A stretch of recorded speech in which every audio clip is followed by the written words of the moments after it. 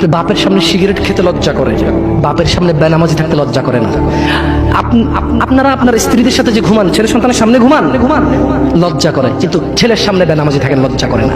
আপনি বুঝেন, এই পৃথিবীতে লা ইলাহা ইল্লাল্লাহ বলার পরে, লা ইলাহা ইল্লাল্লাহ বলার পরে, ওয়া আন্না মুহাম্মাদুর রাসূলুল্লাহ বলার পরে শিরক, আল্লাহর সাথে অংশীদারিত্ব হচ্ছে সবচেয়ে বড় অপরাধ। ঠিক আছে, ঠিক আছে। এরপর কাজ হচ্ছে সালাত, এরপর কাজ কি? নামাজ। এরপর কাজ কি? নামাজ। আপনি জানেন এই নামাজ না পড়লে মানুষ কাফের হয়ে যায়, অথচ মানুষ ন্যাংটা হয়ে হাঁটতে লজ্জা পায়, মানুষ প্রকাশ্যে মদ খেতে লজ্জা পায়, মানুষ প্রকাশ্যে দাঁড়িয়ে পেশাব করতে লজ্জা পায়, মানুষ প্রকাশ্যে প্রেমিকের সাথে কথা বলতে লজ্জা পায়, মানুষ বাপের সামনে সিগারেট খেতে লজ্জা পায়, মানুষ প্রকাশ্যে শুকর মাংস খাবে না, মানুষ প্রকাশ্যে সিগারেট খায় না, মানুষ প্রকাশ্যে গাঁজা খায় না, মানুষ প্রকাশ্যে নাচে না, মহিলারা প্রকাশ্যে গোসল করতে লজ্জা পায়, পুরুষরা প্রকাশ্যে পায়খানা করতে লজ্জা পায়, কিন্তু কেউ এত জঘন্যতম অপরাধ যা না করলে কাফের হয়ে যায়। প্রকাশ্যে সবাই আজান চলে, কেউ মসজিদে আসে না, কেউ লজ্জা পায় না। তাহলে দুনিয়া কি বলেন তো?